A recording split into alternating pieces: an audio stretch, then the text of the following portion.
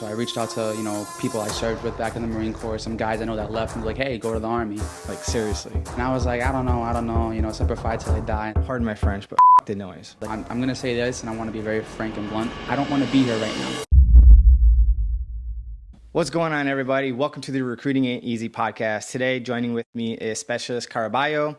He transferred from the Marine Corps into the Army National Guard. And the main thing that we want to share today is his re-enlistment code changed from an RE4 to a 3 Golf. But we're also going to be talking about his transition from the Marine Corps to the Army National Guard, uniquely experiencing both Army basic training and the Marine Corps boot camp. So we'll be talking a little bit about that and some other things. So hopefully you enjoy the show. Specialist Caraballo, thank you so much for joining me today. I appreciate you taking the time to come in and share your experiences with us, and importantly, to help and assist those who are looking to change their RE code from a 4 to something that they can get a waiver for and get back into service. Thank you. It's an honor and pleasure. Pleasure to be here. I've been watching the podcast for a little bit, so can't believe I'm actually here right now. It's kind of cool. I'm not going to lie. So obviously, just like I said, you came from the Marine Corps. What made you choose the Guard over everyone else? So little short story as quick as I can. I was been at the Marine Corps since 2017, 2018-ish, and I wasn't able to go back to the Marine Corps due to an RE4. I had an honorable discharge, so it took a couple of attempts to get it upgraded. Once the RE code was upgraded, I pursued the Marine Corps again, wanted to complete, full service, and the Marine Corps was pretty much okay with me coming back, but Navy Bureau of Medicine that does the waivers for the Marine Corps, because we don't have our own medical part of the Marine Corps, said no. So the next thing was, what do I do? So I reached out to people I served with back in the Marine Corps, some guys I know that left, and they're like, hey, go to the Army. And I was like, I don't know, semper fi till I die. And then they were like, no, try, give it a shot. So you know what? Let me listen to them. And I saw the reserves, the National Guard, active duty. I didn't really want to go active duty because I'm pursuing New York City Police Department and other city jobs in New York, right? And I figured I could double dip. So National Guard was the way to go. I knew a couple of guys, reached out, put in the paperwork, and the waiver went through. So honestly, it was just like a no-brainer, So that was the biggest reason going to the Army National Guard compared to the other branches. And also the Army's closest to the Marine Corps, combat MOSs and rough and tough, so I wanted to keep that mentality. When you were going through the enlistment process into the National Guard, did you have any expectations, and was it what you expected, or was it something different? It wasn't really what I expected, because I'm used to, again, the Marine Corps and how things are done, right? Waivers are like drawn out like for a long time. Paperwork is a nightmare.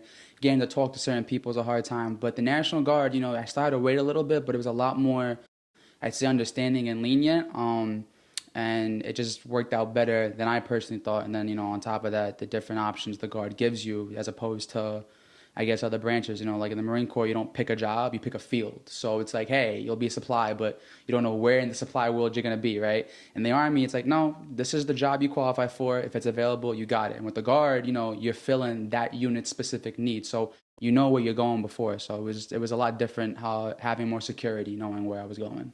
And when you went into the Corps the first time, that was active duty, right? Correct. So you had no idea what your job skill was going to be. So it was up in the air. I originally wanted infantry. I wanted to be all gung-ho, right? I came out straight out of JRTC at Fort Hamilton High School. And then I spoke to a couple of grunts, and I was like, this doesn't sound like a lifestyle that is worth maintaining. So I tried switching my MOS, which I was told it was going to get switched. But, the Marine Corps and the military has this thing called the Green Weenie that you guys will learn about as you go through your military career. And it got me. So pretty much I thought I was going to be supply. And what I ended up signing was what you call a service management contract. So the first 2 MOS was supply. Third one was food service. And, well, you can guess which one I ended up with. It wasn't supply at all. It ended up being Chef Boyardee. But, yeah, that's kind of how it happens. You get a job field, and it's up in the air. It's a gamble. Roll the dice. So, yeah. Gotcha. So, but it's not locked in at time of contracting. Correct. Nope. Yeah, it's one of the downsides of going to the Corps. Yeah, that could deter some people from making that option. But, yeah, I actually almost went into the Marine Corps myself.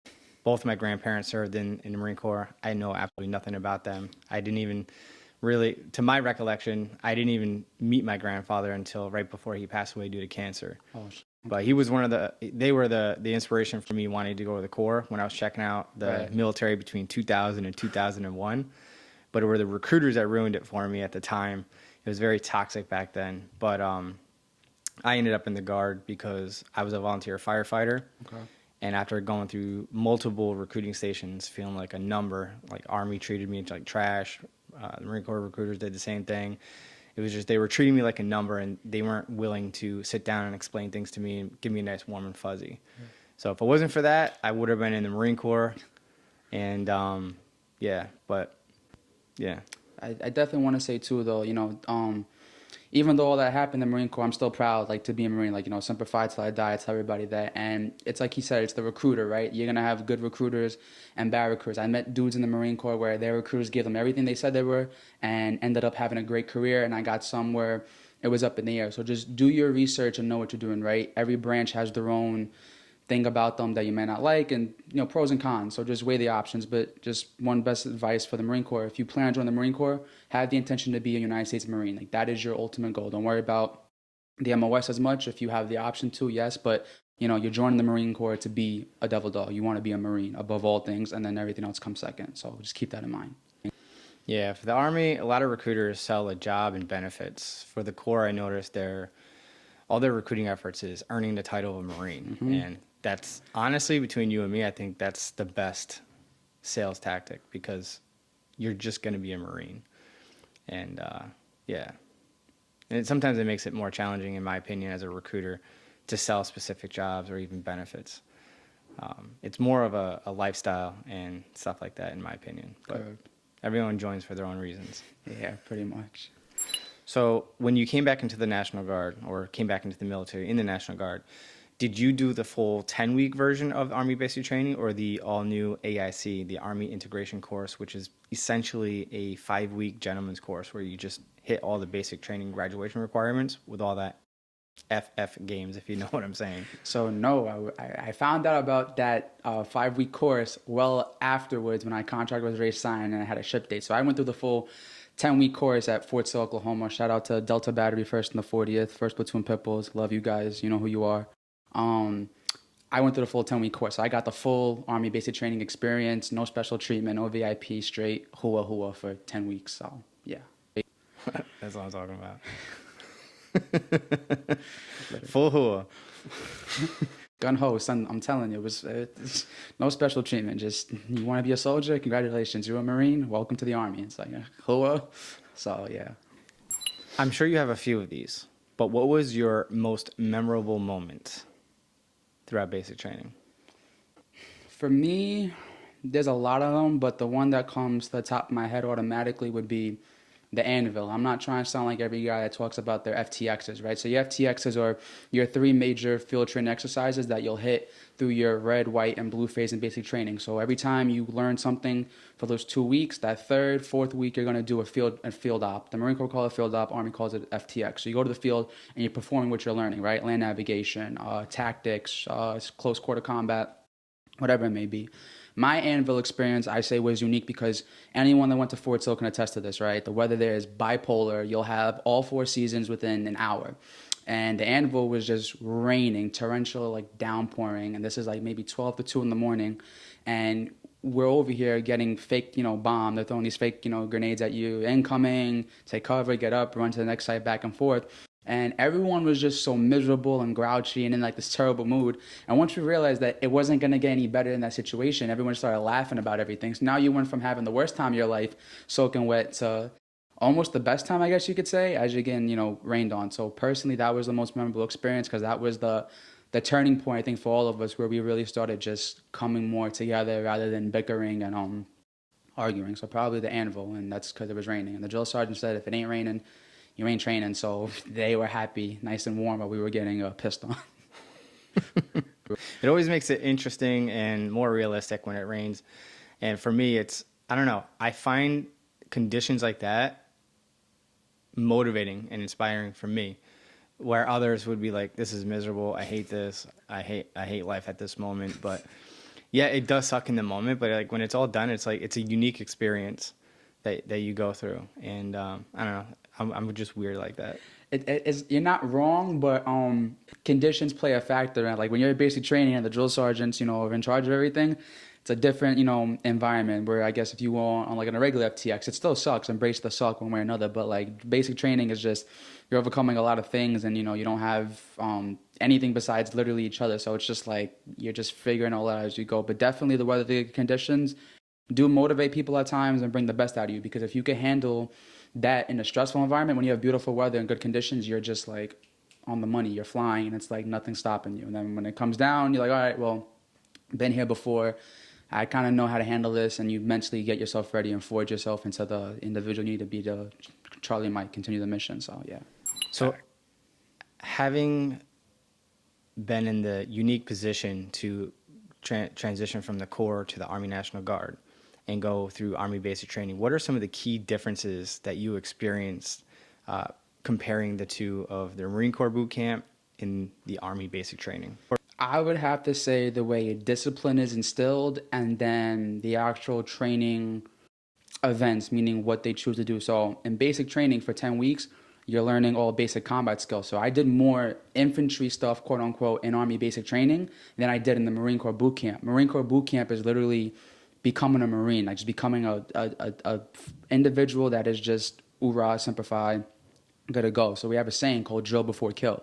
And that's because you have to learn how to drill before you could do any of the shooting and cool stuff, right? So Marine Corps instills discipline through their drill movements, right? Like taking that 30-inch step, tallest recruit in the front to shortest in the back, everyone having their position. When we're walking and you see us doing our left, right, left, you can literally see the space in between everyone's legs like crystal clear, and it doesn't miss a beat. You have the drill instructor there, so pivot, pivot, pivot, so everyone's just on beat. And then you do some shooting and some basic combat stuff, but it really is Marine Corps knowledge, drill, and just becoming a Marine, earn that title. And then when you get to MCT, which is Marine Combat Training, every Marine, whether you're a POG, which is person other than grunt, for all the grunts that don't like us, even though we help you guys out with everything, you learn the fundamentals of an infantryman, rucking, shooting, moving under fire, all the different things. Where in Army basic training, they kind of condense that in there and throw it, right? So we all got a chance to throw grenades in basic training, do some type of shooting, do tactical movements, hand and arm signals. So that was one of the biggest differences, how discipline was instilled,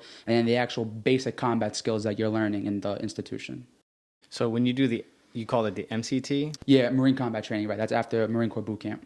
And now would that be like equivalent to an infantryman in the Army National Guard or the Army? I would like to think so, because OSIT for 11 Bravos is what, like 22 weeks roughly, right? So I would say so. If you think about it, Marine Corps boot camp is 3 weeks alone, and then you go through a whole nother month of just infantry training. So I would like to say so, but if we're going to get technical, the equivalent would be if you're being a full infantryman in the Marine Corps. But then that changes the game. Now you're there for 3 more months. It's called ITB, Infantry Training Battalion. It used to be School of Infantry, where it was just 2 months, right? Where the POGs and the grunts would go through the same first 4 weeks.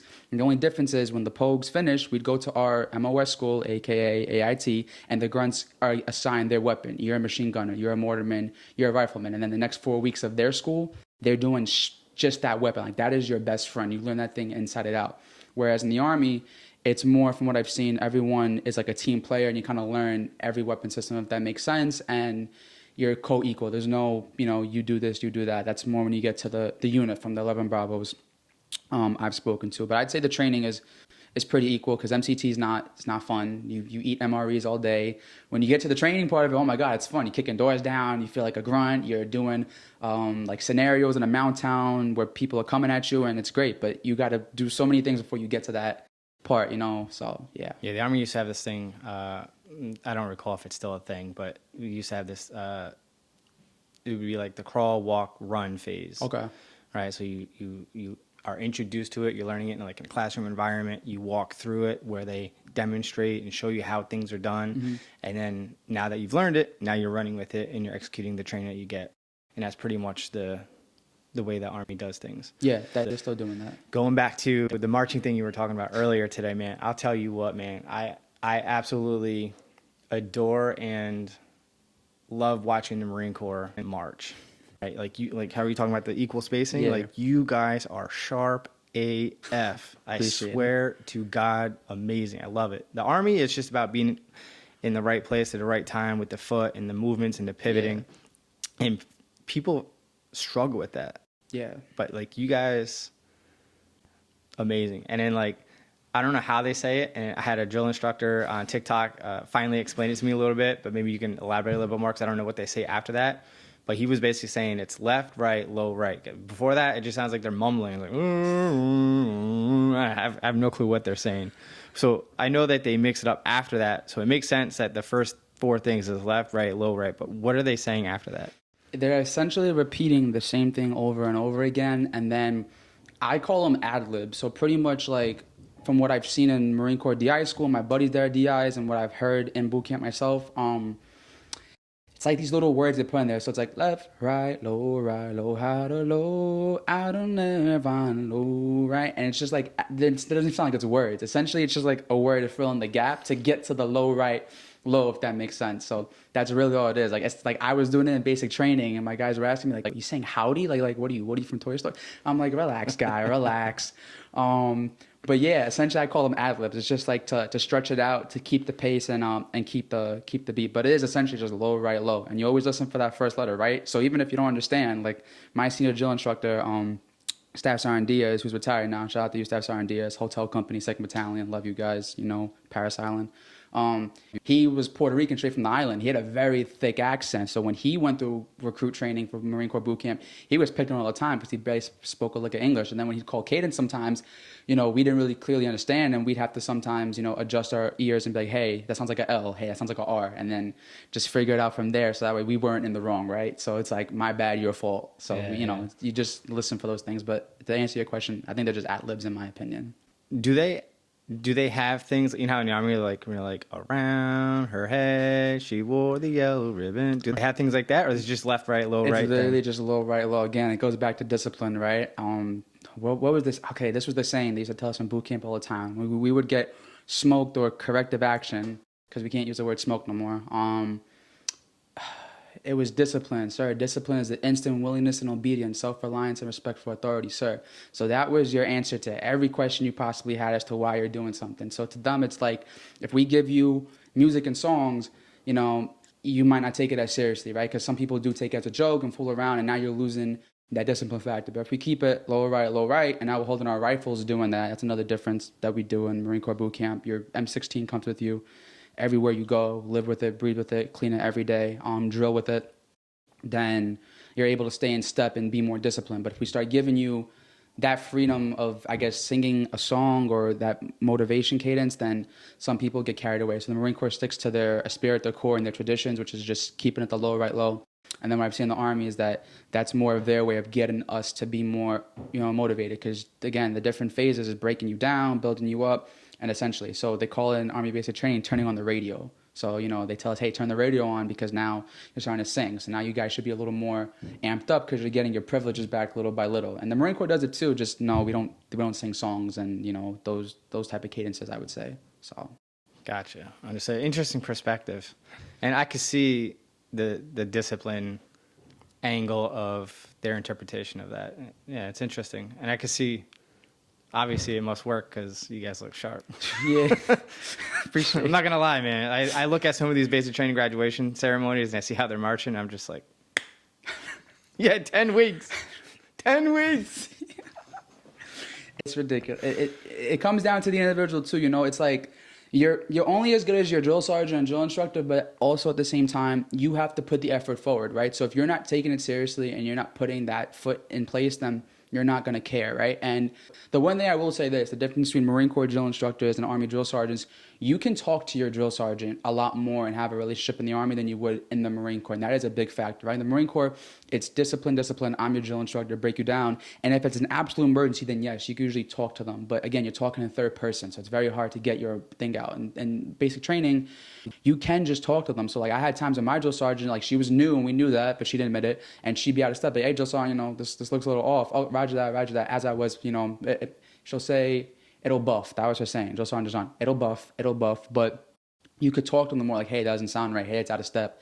And they'll make the adjustment in a sense, And so when you say that they talk more like with you in right. basic training, now, do you feel that that's more because you're a prior service, or do you feel like that they were like that with even just non-prior people that have never served before? I feel like it's 50-50 if I'm being honest with you, because I think I got a little more because of prior service, but they treated everybody pretty much equally. And, I had, I'll be transparent, I had a problem at home. I had my girlfriend who was pregnant with my daughter, and she was a high-risk pregnancy, so it was very hard to do that stuff. But if I was going through anything I need to communicate, I was able to do that along with the other trainees that had high-risk pregnancies and other issues too.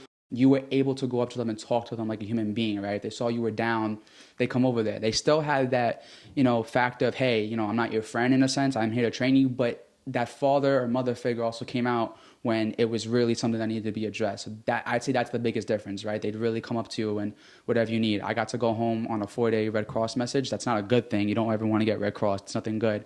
But the fact that they were able to help me and talk to me and, accommodate me and not, get mad or act weird towards me, meaning like, oh, you're going to get recycled, oh, you're going to fail, you're terrible. No, it was like, this is the week the message to come in, this is how you should go about it, this is, your best option if this is something seriously, and if it is that bad, then forget training, just go home and get recycled. But they were very good with making sure, hey, you're tracking Carabao, you're good, family good. So I'd say that's definitely a big difference that I appreciated. Yeah, that's good. And as long as it's just a few days, then if there is some sort of graduation requirement that was completed, they'll work with you with another platoon on a separate day to make sure that you execute that so that you graduate on time. But if you're going beyond a few days to a week or more, now you're running that risk of being recycled to an earlier phase, if not restart to day 0, which is horrible. I have a funny story real quick about that. I came home from my Red Cross and it was pouring in New York. I couldn't get home. Like the airports were flooded, nothing was working.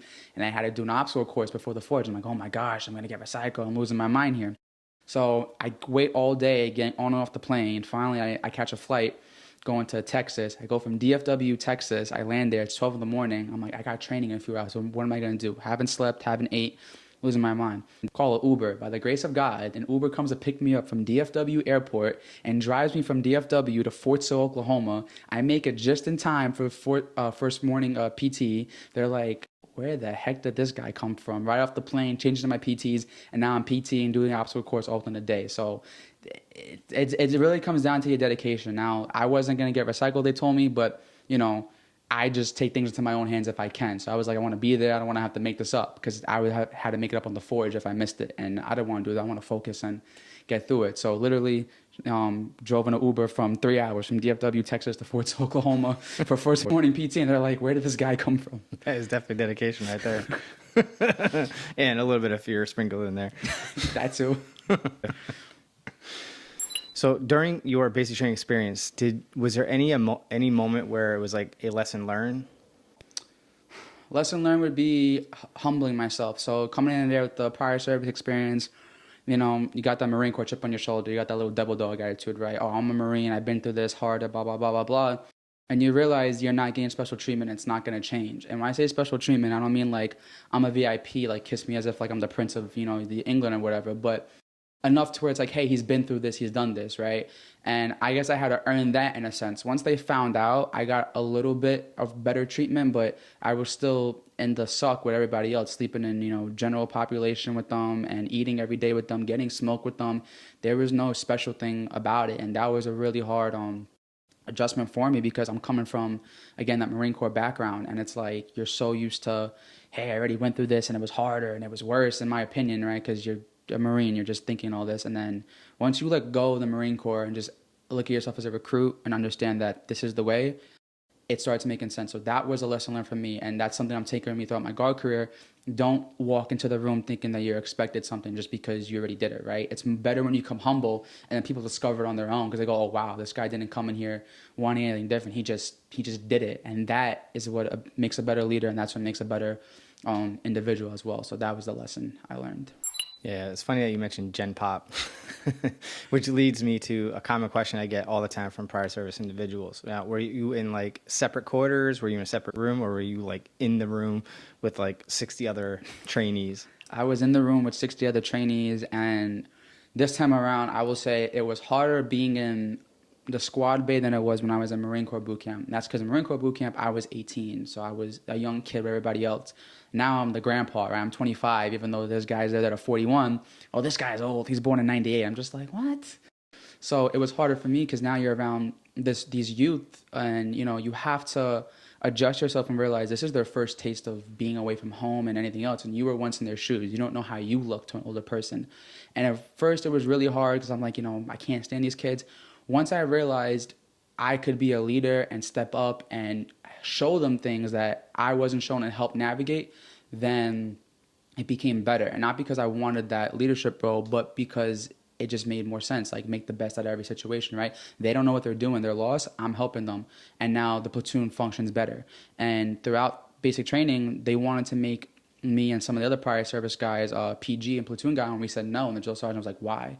And we said, because we're going to manage from behind the scenes. Let the young guys step up and get the experience of standing in front of formation, running stuff, have responsibility. We already been through the ranks, right? So what we could do is micromanage from behind, but not really micromanage, just give advice and let them go. And when they got out of line, we step in, we talk to them and kind of fix it. And then if not, let them keep leading. And it was honestly one of the best things ever, because we got to lead and help them look successful, get them promoted in some ways because they graduated honor grad or, PG. And it was just really cool once I got past that. So I was with general population. So if you're in the subway or you're at the restaurant and somebody says, hey, I'm looking to join the military and I'm about to leave for Army basic training, what one tip would you give them? Resiliency. Your resiliency class that you get in RSP, the Future Soldier Program, whatever you're going through, resiliency class, you all get it. Because you look at that class and you're like, oh my God, another death by PowerPoint. But the reality of it is, if you wake up and ignore everything around you, the girl next to you that you may like, or what's for lunch, what's for dinner, anything around you, and you focus, you're going to learn something. And resiliency is really something that comes out of you when you're in that situation. I could teach you resiliency all I want, but when you're in that situation is when it's going to come out. So now going to basic training, this is where it's going to come out. You have to dig deep and remember your reason. So be resilient. I don't want to be here right now. Well, what's the quickest way to get out of here? Graduating. There you go. Be resilient. Oh, this sucks right now. I hate my life. I'm going to fail out and, go home. No, you're not. You're going to be there longer. What's going to get me out of here? Resiliency. Be resilient in the face of adversity. Find the reason why you're there and get out the right way. So I'd say resiliency. Just dig deep every time, because it looks all good in the commercials. And David Goggins says this all the time. I could put together a little motion picture and everyone's like, wow, he's so cool. But you don't see the things behind the scenes. There's no inspirational music. There's no good job guys all the time. It really is just you and the person to your left and right, and they're going to have resiliency too. So y'all need to come together and be resilient. So that's the biggest thing, just remember to be resilient in the face of adversity. And you could cry if you have to and go through the worst. Just don't quit. You can quit tomorrow, and then you can quit tomorrow, and then you can quit tomorrow until you graduate and you go, oh, I didn't quit. Yeah, a lot of people assume that the rest of their military career is going to be how it is right now, being told what to do, when to do, how to do it, and being uncomfortable. And it's not like you could just wake up one day and be like, you know what, I think this feels like a Netflix and chill. I'm going to call out today. Obviously, in basic training, team no days off, no sleep. Well, obviously you get sleep, but it doesn't feel like it's enough. Never, especially with fire guard. Yes. So if you find yourself in a position at basic training where you do want to quit, or you're questioning your why to how did I end up here? Why am I here? I want to go home. I'm done with this. And I want you to stay in the now, stay focused in the moment. Don't worry about 10 weeks from now, 6 weeks from now, whatever. Just if you have to, I just need to survive until lunch. Now lunch is here. Great. I'm alive. I'm just going to survive until dinner. And then, all right, cool. The day's over. I can relax. Try not to dwell on negative thoughts, and hopefully your family, parents, if you're listening to this, I'm telling you right now, little Johnny's going to be all right, okay? Let him spread his wings. He's going to go through some character development. He's going to come out better, mature. He's going to be experiencing things that may probably, more than likely, never experience any other time. So keep the negative comments and worries at home. Don't spark any discouragement or concerns or problems that are at home, because little Johnny and Jane, they can't do anything about anything. They're at training and they're expected to do everything about training, and that's it. They have no ability to get access to the phone, to manage any problems or issues at home. So just keep it positive, inspiring, motivating, reassure their why, and just overall be supportive.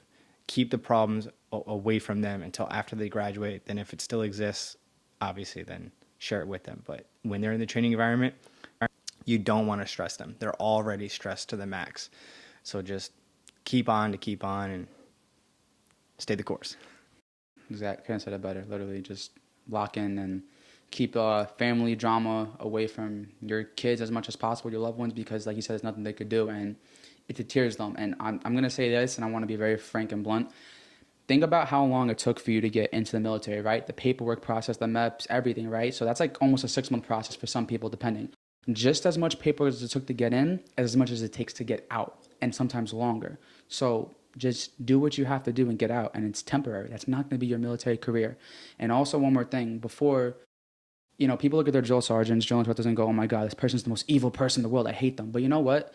Sometimes they don't want to be there, but they're there. They're away from their families. They're working late hours. They're doing crazy things where they're putting you as a priority before their own. So put yourself in their shoes. Hey, I've been in the Army for 7, 8 years, however long. I've been through X, Y, and Z, and now I'm training this 18-year-old kid, or 25, 41, whoever it is, and you have an attitude problem or you're disrespectful and stuff like that. They want to be home with their families. They want to be doing other things, but instead they're there training you. Now, obviously, if something's out of regs and not right, speak up, but know the difference between what's right and wrong and what's just you not adapting well because you have a problem with this person because they got in your face and yelled at you, right?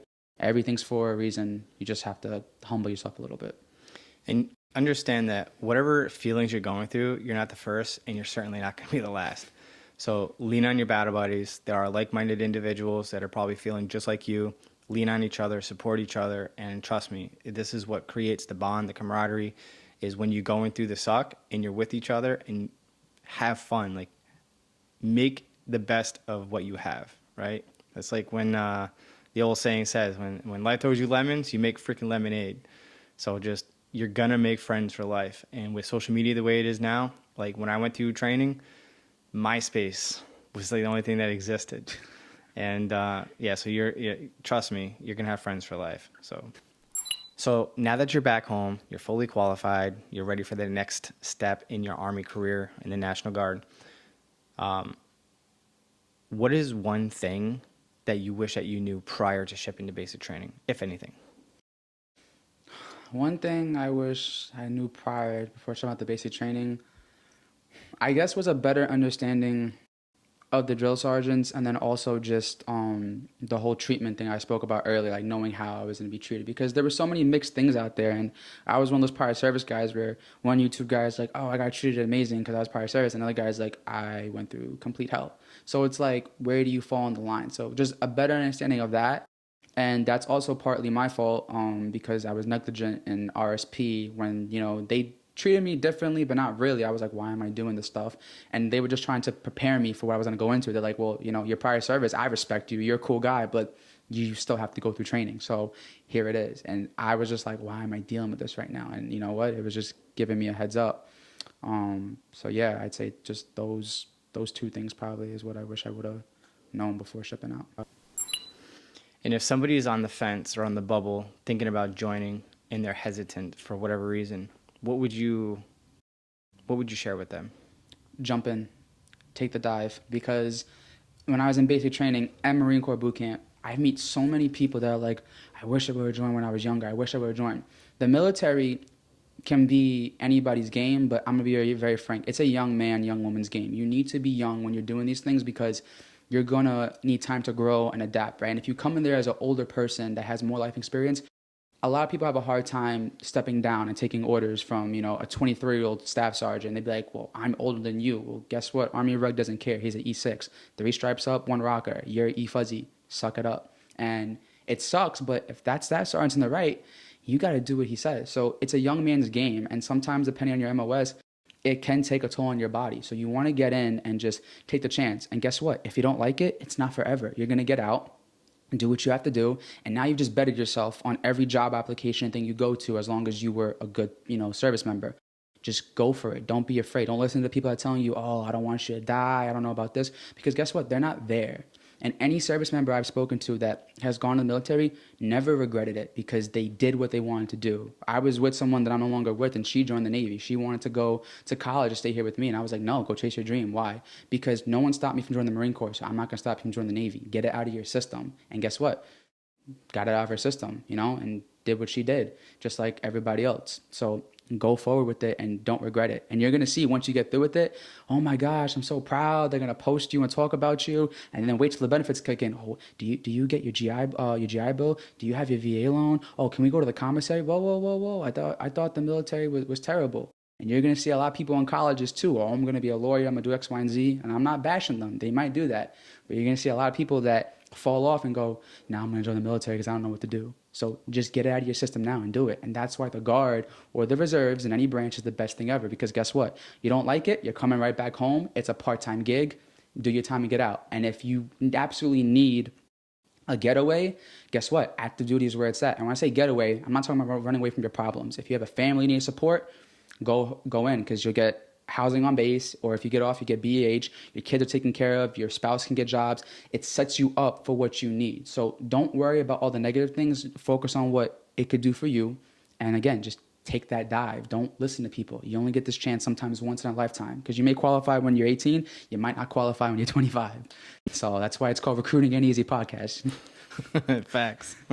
Reminds me of 8 Mile with Eminem. You only got one chance, one opportunity. Exactly. There you go. Listen to M. Facts. So yeah, I say just go for it. Like you're gonna run into people that are gonna be naysayers. Like, and a lot of times, people are not doing anything special with their life, but they know exactly what to do with your life, and you shouldn't join the military because of ABC, and they're not doing anything special with their life. Everyone has an opinion. An opinion, in my opinion, are like assholes, and everyone seems to have one. And honestly, like, I joined in 2001, pre 9/11, before, like, we were in peacetime, and I was still looked at like a second-class citizen. Oh, that's a last resort option. Why would you go there? And like, the guidance counselors treated me totally different after I told them my plans to join the Guard, and it was crazy. But you know, pardon my French, but fuck the noise. Like, seriously, like, people, unless they're paying your bills, putting a roof over your head, closing your back, food in your stomach, money in your pocket, thank you for your opinion. I'll factor that into my decision-making process, but I'm not going to make that my sole thing that I'm going to weigh in on my decision, right? Because everyone's unique circumstances and experiences dictate, you know, how their experience was. So, yeah, just go for it. Like, even if you do just 3 years, which is the minimum contract in the National Guard, right? Or 2 to 4 years, depending on if you're going active duty. That's if you live to be 100, which is quite likely these days with technology and everything that's going on. So 2 to 4 years out of your life is literally 2 to 4% out of your life. That's it. And you're going to acquire so many experiences, skill sets, benefits. It's literally going to change your life. I know it's changed for mine, and I'm pretty sure it's changed yours. And yeah, so I actually have a kid now in my DM. He reached out to me on YouTube. I told him to hit me up on Instagram. He joined the Corps. okay. Super motivated. Wow. Started telling everybody. Same thing. Oh, that's whack. You shouldn't do that for ABC. And now he's deterred. He's gone through the police program, and he started out motivated, and now he's like thinking to himself, I'm weak. I can't mentally handle this. I want to quit. And I'm trying to peel the onion to get to the real why. Right. And it's tough. He's basically saying that he now feels like he's too weak and mentally not strong enough, and he'd rather quit now before leaving versus going there to quit eventually and then being stuck there for 30 to 90 days before they finally process him out of the training site. So I get what he's saying and all that, but nothing he's sharing with me so far in the DMs is telling me, like, you don't have a legitimate reason. Like, you're just doubting yourself. And it's like the biggest thing that you should not do. What would you share with this guy? Because you were in the Corps. Yeah. First of all, congratulations on making, you know, the decision you want to join the Marine Corps, right, or a branch in general. 2, if you're that hesitant about it, go reserves. I don't know if you're active duty or whatnot, but understand this: that contract is not set in stone until literally the day you're shipping out, right? And listen, it does give recruiters a headache and a nightmare because you're locked in, you're set. But technically, you can, you know, change your MOS or what you want to do technically, contract-wise, reserves, before you ship out. So don't act like all hope is lost depending on what option it is. With that being said, take your family, your friends, and everyone talking to you out of the situation, loved ones, and say, if I was here by myself right now, no one existed, what would I want to do? And the Marine Corps was still there. Because that's what I did. I said, if I'm not with this person or I'm not doing X, Y, and Z, what would I be doing? I joined the Marine Corps. So take people out of it, because we start building a life sometimes around our attributes. And that could be family, that could be loved ones, that could be just about anything, right? You're not losing anything by trying the Marine Corps, right? If you fail at it and you honestly fail, not quit, you honestly fail, what did you lose? You didn't lose anything. You tried it and it didn't work out. But don't force it not to work out, because you're quitting before you even got there, right? If I handed you $1 million and I was like, all you got to do is go to boot camp and try, you'd try then, because you're like, oh, well, if I fail, I fail, right? Same thing. Just take everyone out of the equation and say, what would I do if it was just me? And go from there and build yourself up. Stay around the poolies. They're motivated. I was a poolie. Like, all we did was hang out in the recruiting office and go to poolie functions and rah, Semper Fi, right? Like, get that motivation going, you know, whether it's false motivation or not, keep that instilled in you. Because I can promise you right now, if you decide to cancel your contract completely or you do what you want to do and get out of the military, number one, you might not have the same opportunity to come back, right?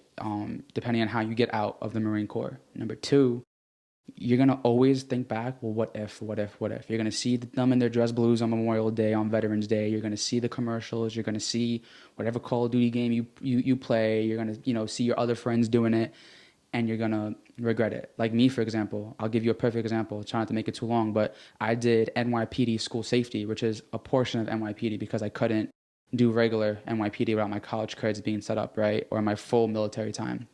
So I went through school safety to get into NYPD, and I passed school safety with flying colors. Did great. But then I'm like, oh, NYPD pay isn't that good. And people are telling me, go to this department, that department, X, Y, and Z. Well, I tried another department. I went to Maryland and tried Baltimore County Police Department. And I left the academy because I realized it wasn't where I wanted to be. I wanted to be a New York City police officer. I wanted to be NYPD. So now I'm watching all my friends graduate and do what I want to do. And I'm listening to other people because X, Y, and Z. And it's not always rainbows and unicorns. The grass is not always greener on the other side. So now I am pursuing the New York City Police Department at 25, finally doing what I want to do, not caring about anybody else. Because guess what? I'm like, why are you still on the job? Oh, well, no excuse. You're still on the job, right? You clearly like it to an extent, you know. So if I was you, cancel everybody out and just go full hoorah, and find your reason. That's all I could really say. Well, I hope he continues to serve. Like, I'm not his Marine Corps recruiter, but I'm trying to save him from making a mistake, because oftentimes, as a recruiter of 20 years now, I get so many DMs letting me know, hey, listen, I fucked up. Back in the day, I dropped out, and I wish I went back. Now I'm too freaking old to go back in. And, you know, you're going to look back in life and you say, I'm glad I did, or I wish I had. Which one do you want to be? Right there. So choose wisely, because the choices you make today are going to shape your tomorrow. With that being said, the main question that prompted this, not question, but the main thing that prompted this podcast in the first place before you even shipped for basic training was your case with the transition of the RE code from a 4 to a 3 golf. Now, for some reasons, it could be personal choices that you made at the training site, unforeseen circumstances that, you know, something happened and you were discharged out of the branch of service. And unfortunately, the Marine Corps is very harsh when they go to discharge you. It's like, oh, you don't want to be here, or you're not fit to be here, or whatever the case may be, RE4, which means that you can't go back to that branch of service. And when you come back into the service, depending on the current policies, like right now, you can't join with an Re-Enlistment code or RE4. So you have to get that upgraded to a 3 something or other. In his case, it was a 3 golf. And that way, with that 3 golf, we could do and complete a administrative waiver to bring you back in. Now, I want you to share with us, what was your process like upgrading yours from an RE4 to a 3 golf? So my process to get the RE code upgraded was a long journey, 7 years in total. I started from the time I got out of the Marine Corps. So I was one of those youngsters that would have hit you up back in the day, like, I messed up in a sense, what do I do? And it took 7 years. So pretty much it took 3 attempts going to the Naval Discharge Review Board. Every branch of service has a discharge review board that will oversee your paperwork and why you're appealing it. Just know that every time you send a request, it takes about 12 months to get something back, which is results, or sometimes it could just be a letter. It really just depends, but a year minimum. And what I did was I took a step back and I tried to do it myself the first time, and I got denied. And I was heartbroken because I had plans to, at the time, be with somebody in the Navy and go live the Marine Corps Navy dream, married, be age, blah, blah. And guess what? Life doesn't work out that way. That's what you get when you're young and you try to imagine things. But it's okay. It builds you. And I'm glad I went through it all. But I got denied. And I said, you know what? I'm going to figure this out. Now, COVID just hit and we were getting those STEM checks. So I had some money and I looked into a military attorney that's not currently serving, but does these things. And I found him. Shout out to James Phillips, Can Do Law. He's the guy that helped me out with this. And I explained my situation, this is his specialty, RE codes, characterization, whatever it is. So I paid the fee that I had to give him. And from there, I got my records. We put it together in affidavits and everything. Came back, got denied, and he didn't let me put my head down. He was like, all right, got denied. We're going to go back at it again. And he didn't charge me every time I went back. It was a one-time fee. And the good part about him is that he's prior service, so he knows JAG inside out. He knows Army regulation, Marine Corps regulation. This is his specialty. So he was very nice and wanting to genuinely help me. It wasn't about the price tag. It was about, like, we're going to keep going at this until hopefully we get something. Tried again, got denied. My third time, I was heartbroken. I was just done, and I felt I wanted to give up. So I said, let me focus my attention on a different avenue, and that's when I went to NYPD School Safety. I said, this will look good, trying to help me go back in later on and also just focus on a career because I can't keep letting years pass by and not do anything good myself.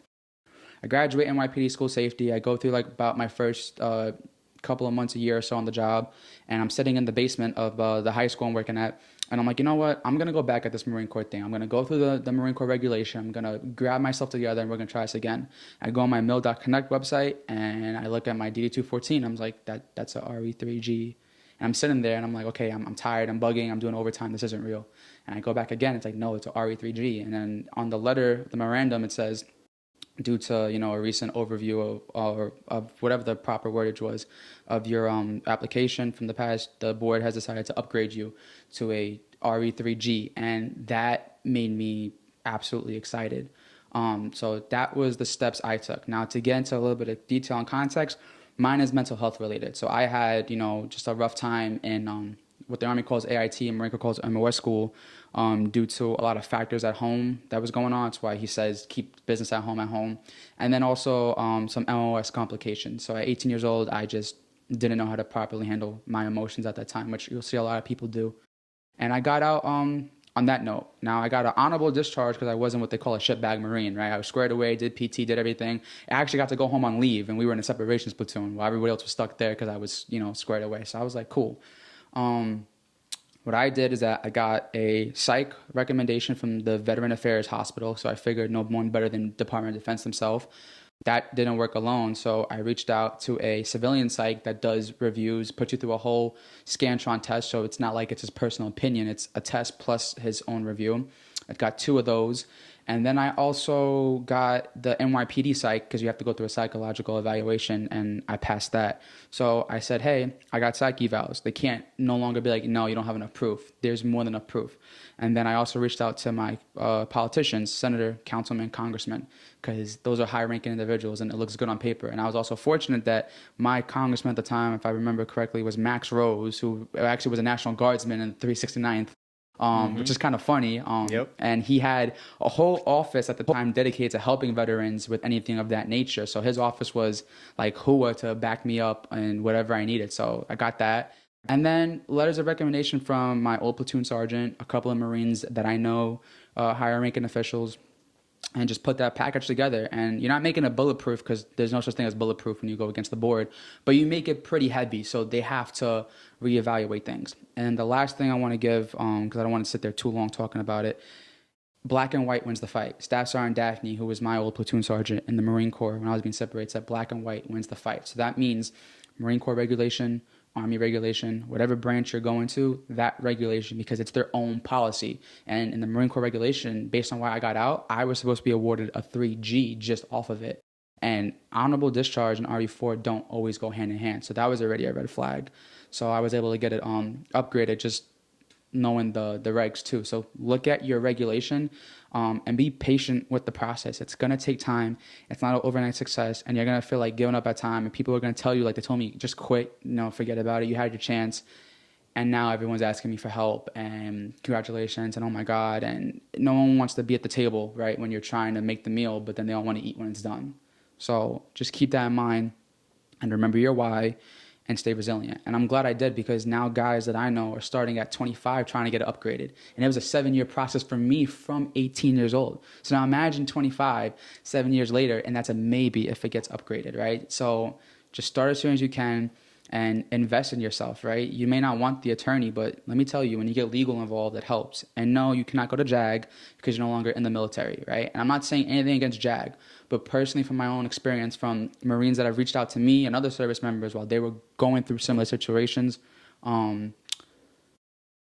JAG, remember, it works for the military. That's their job, right? They're paralegals for the military. So they're going to help you, but the way I could explain it is, as a cop, when you arrest somebody, you have the right to remain silent. You can't afford an attorney. It won't be afforded to you. I'm going to give you an attorney. Just might not be the best attorney, right? So it's the same concept, right? Invest in yourself, because the person you're paying, you're getting paid a decent amount to help you, right?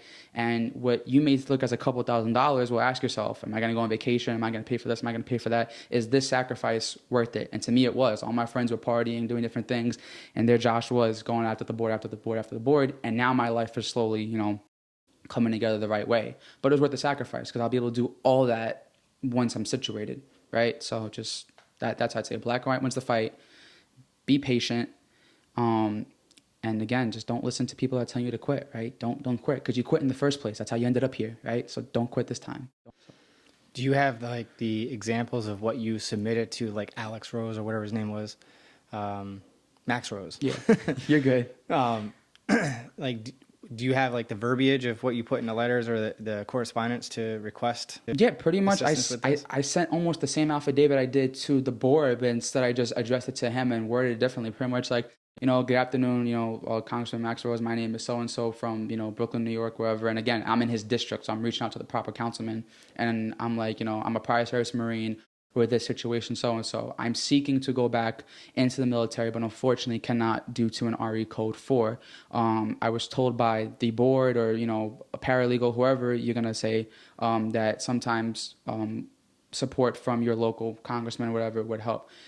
If you would like to hear my story, I'd like to, meet with you, or, we could speak over the phone or something. Just something along those lines. Be very blunt and respectful, but explain why you're reaching out. And 9 times out of 10, they'll support you, right? Because remember, they're politicians. So when it comes time to vote around, they're going to look to you for those ballots and stuff like that. So just be honest and transparent. And 9 times out of 10, they should be willing to help or have some type of office that deals with, veterans. So, that's how I pretty much addressed him and the rest of them. The other two was Justin Brandon and Andrew Gennardis, who I have a little bit more, I would say, of a relationship with, because you see them in the streets more often, right? Justin Brandon, I think, lives in the neighborhood, so you see him at the function, so I was able to dress him. And then I think Andrew was in the office at one time, so I got lucky and just knocked. I was like, oh, wow, he's here, And I always believe in doing things in person, because when you do things over a letter and they just get it, they can't see your emotion and how you feel. But when you do things face to face and you look a person in the eyes, you can see like, all right, this is where I feel for the person. So, yeah. Well, I hope you guys are picking up what he's putting down right now, because it's golden, especially if you have that RE4 and you're looking to upgrade it. So no affiliation or sponsorship or anything like that. I'm going to link down below in the description area his attorney that he used. There are plenty of military attorneys out there, and you could reach out to him or somebody else, but I'm just going to link that one just because I know he personally used this person, and it seems like this person is doing it and he's passionate about it, and that's who you want to be with. Through prior experiences with just attorneys in general, I typically tend to get good referrals of people who basically at the tail end of their career and they just don't give an F anymore. So at least this person sounds like they're in it to win it. And yeah, so check that out. And if you got any questions, feel free to let him know. I'll link down his social down there as well. Thank you so much for watching. Team Swartz signing out. Just wanna be a mini me.